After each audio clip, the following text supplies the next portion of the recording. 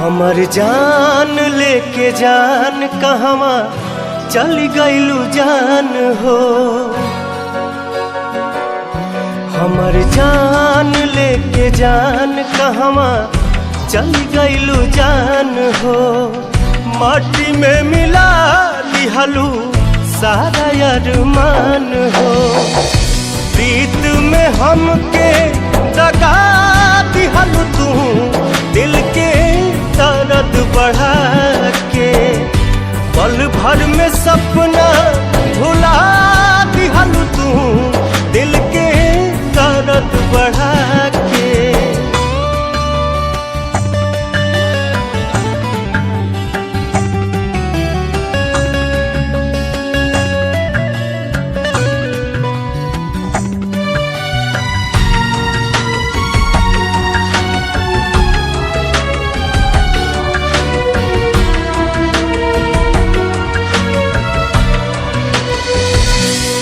छीन लिहलू तू चैना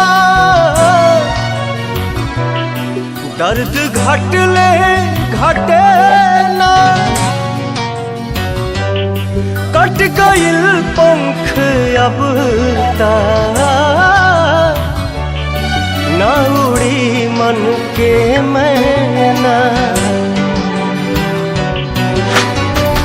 चारू ओर छा गइल गम के बदरिया। सूझे न रहिया सगरो पसरल अनहरिया।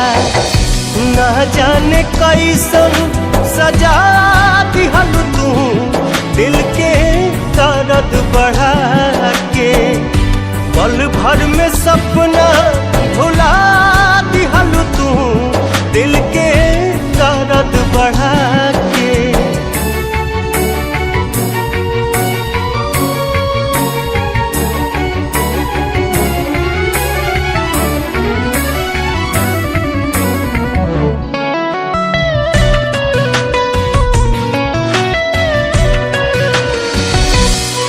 रह गइल अब का बाकी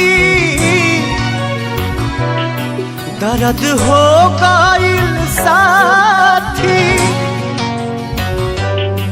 दिल जे तुर ले के